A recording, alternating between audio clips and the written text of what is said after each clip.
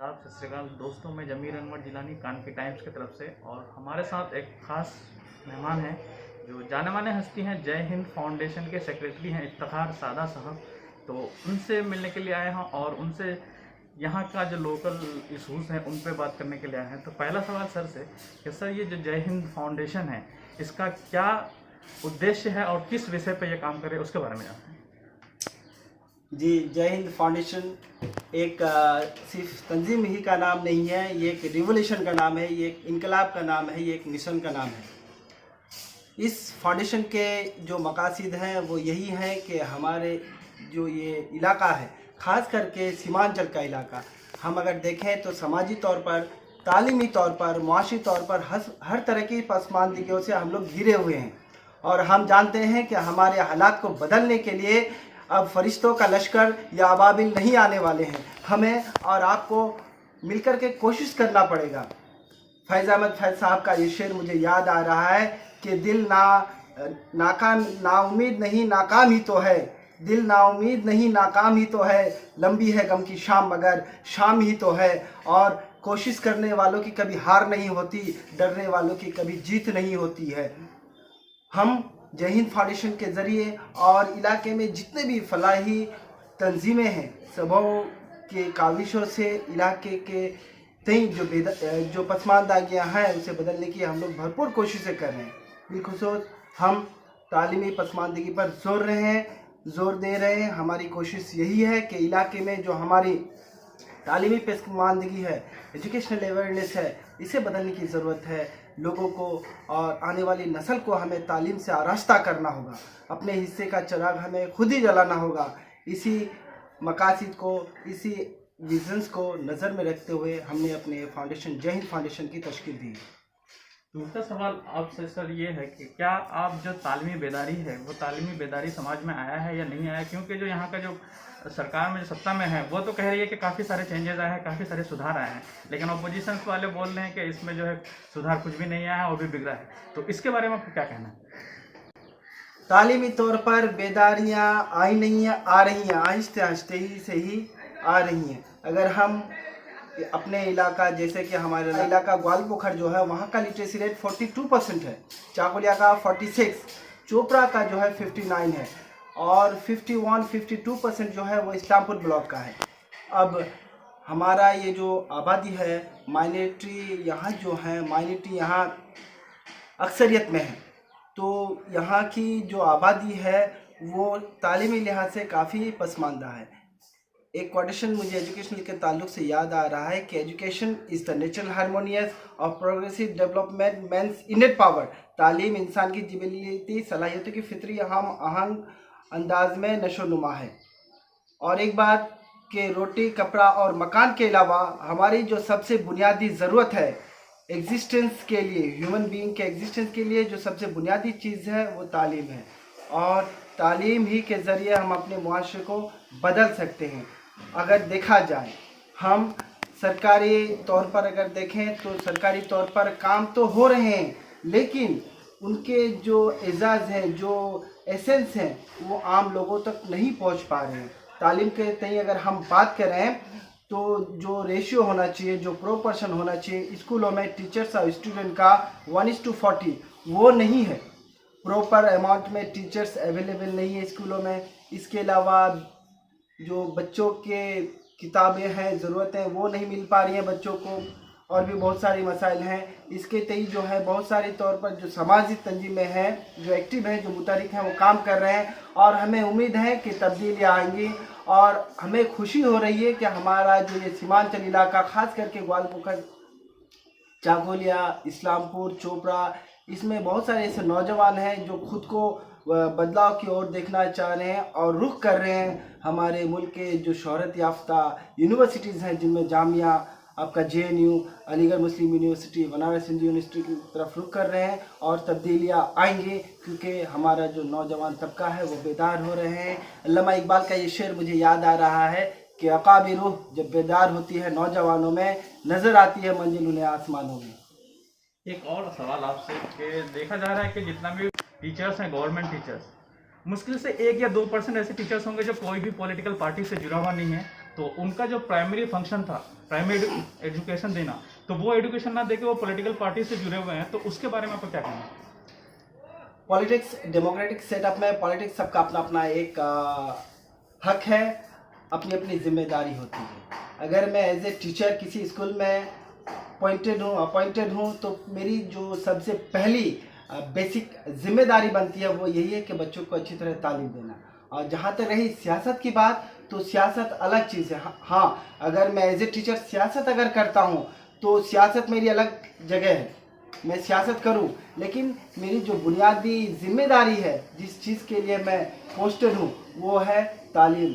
बच्चों को तालीम देना मेरी बुनियादी ज़रूरत है। अगर हम बच्चों को बुनियादी ज़रूरत यानी तालीम अगर सही तरीके से नहीं दे पा रहे हैं और इधर अगर सियासत में हम जुड़े हुए दिन रात मेहनत कर रहे हैं, तो मैं नहीं समझता हूं कि इस तरह की सियासत से समाज को, इलाके को किसी तरह का भला होने वाला है।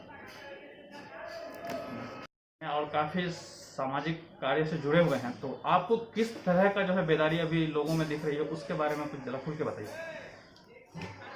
अगर देखा जाए, मुझे 1945 ईस्वी में जब सेकेंड वर्ल्ड वॉर हुआ था, हिरोशिमा और नागासाकी पर बम गिराए गए थे। लिटिल बॉय और फैट मैन के नाम से पूरा जापान को तहस व नहस कर दिया गया था अमेरिका की तरफ से जो बम गिराए गए थे।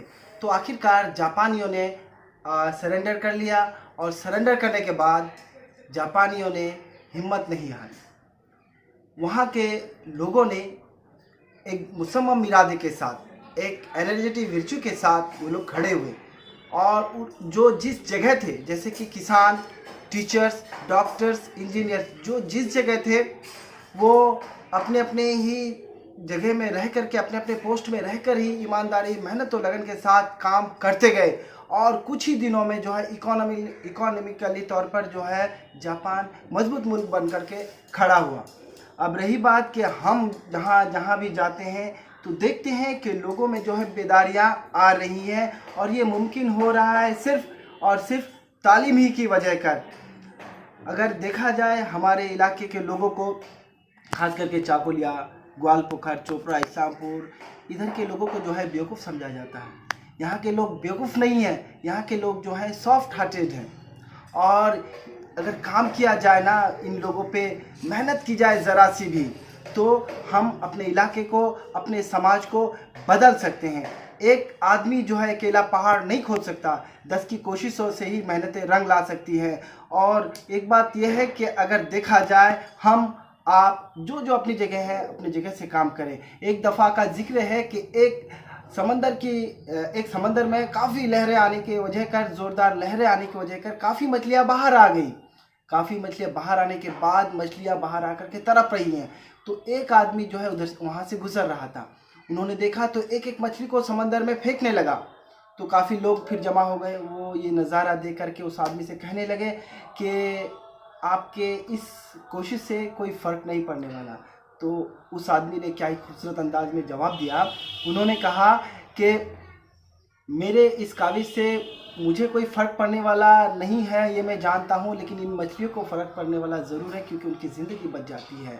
और समंदर में लहर पैदा करने के लिए एक छोटा सा पत्थर ही काफ़ी होता है। और मैं ये समझता हूँ कि जो आदमी जहाँ है, चाहे समाजी तौर पर या एक ज़िम्मेदार शहरी के तौर पर काम करें। और हमारे इलाके में बहुत सारी समाजी तंजीमें हैं, जिनमें रज़ा कमेटी, इनकलाब फाउंडेशन, जय हिंद फाउंडेशन, सदाए हिंद कमेटी, आपका हमदर्द फाउंडेशन, आशार आलो और बहुत सारी तंजीमें हैं जो कि इन पसमानदगियों को दूर करने के लिए काम कर रहे हैं। और जो तब्दीलियाँ आ रही है, मैं समझता हूँ कि पहले की बनिस्बत अभी काफ़ी तब्दीली आई है। और इसकी ख़ास वजह एक ये भी है कि लोग जो हैं सोशल मीडिया से जुड़े हैं, एक दूसरे की खबरें जो है फ़ौरन पहुंच जाती हैं। लोग जो हैं पहले अफवाह पे ज़्यादा ध्यान देते थे, पहले जिस तरह की भी खबरें फैलती थी लोग मान लेते थे, लेकिन अब उस तरह का माहौल नहीं रहा। लोगों को अच्छे और बुरे की पहचान होने लगी है और लोग जो हैं उभर करके आ रहे हैं। लोगों में ख्वाहिशें पैदा हो रही हैं कि समाज में तब्दीलियाँ आएँ। अच्छे लोग हैं समाज में हमारे, हम जानते हैं हमारे समाज में अच्छे अच्छे लोग हैं और इन्हीं लोगों को आगे आने की ज़रूरत है, ताकि हम एक नई तब्दीली देख सकें। हमारे आने वाली नस्ल के लिए जो है एक हमवार राह पैदा की जाए। एक और आखिरी सवाल आपसे, जो यहाँ के जो युवा हैं उसको आप क्या मैसेज देना चाहेंगे कि वो जो है बढ़ चढ़ के लोगों के लिए कुछ करे और समाज में और ज़्यादा सुधार आए? मैं हमारे नौजवानों को, यंगस्टर को यही कहूँगा कि आप जो हैं अपने इलाके के तई, अपने समाज के तई कुछ ऐसा कर जाएं कि आने वाली नस्लें आपको याद रखें। Mahatma Gandhi my experiment with the truth अपनी ऑटोबायोग्राफी में लिखते हैं कि our life is a message, हमारी ज़िंदगी जो है एक पैगाम है, और ये पैगाम जो है हम क्या देना चाहते हैं ये हमारे मरने के बाद जो है बता देंगे। युवा जो है, महात्मा गांधी का कहना है कि युवा जो है हमारे जो है मुस्तकबिल है। मैं हमारे आने वाली नस्लों में, आने वाले युवाओं में देश का मुस्तकबिल देख रहा हूँ। आज अगर देश की बात की जाए तो देश में जो है युवाओं को रोज़गार नहीं है, और देश में तरह तरह के हालात इस तरह से घर कर लिया है कि बताने की जो है बात ही नहीं है। बात होनी चाहिए रोज़गार की, बात होनी चाहिए शिक्षा की, बात होनी चाहिए हेल्थ सिस्टम की, लेकिन यहाँ धार्मिक परेशानियों से, धार्मिक पेचीदगियों से लोगों को इस तरह से उलझा दिया गया है कि लोग हर वक्त धर्म धर्म धर्म धर्म। जर्मनी के कार्ल मार्क्स का कहना है कि धर्म एक उस अफीम की तरह है जो लोगों को पिला दिया जाए तो लोग तरक्की, शिक्षा, तालीम की बात करना छोड़ देते हैं। ठीक उसी तरह से हम अपने देश में भी वही नज़ारा देख रहे हैं। लेकिन ये जो ज़्यादा दिन नहीं टिकने वाला, जुल्म का दौर ज़्यादा दिन नहीं चलने वाला, जुल्म का दौर ज़्यादा दिन नहीं चलने वाला, इन अंधेरों का जिगर चीरकर नूर आएगा।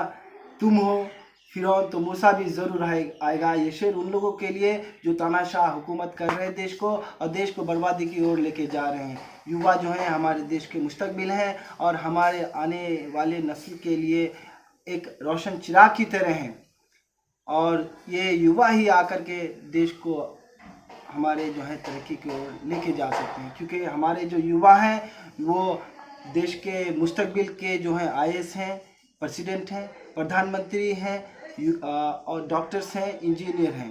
तो महात्मा गांधी का ये कॉल हमें बखूबी याद आ रहा है कि देश के जो मुस्तकबिल हैं, जो आने वाले मुस्तकबिल के रोशन सितारे हैं, वो हमारे युवा ही हैं। तो दोस्तों ये थे इफ्तिखार सादा साहब, जो जय हिंद फाउंडेशन के सेक्रेटरी हैं। बड़े ही बेबाक तरीके से और क्या ही खूबसूरती अंदाज में अपने बातों को रख रहे थे। तो हम अपना कारवा यहीं पे ख़त्म करते हैं। थैंक यू, शुक्रिया, धन्यवाद।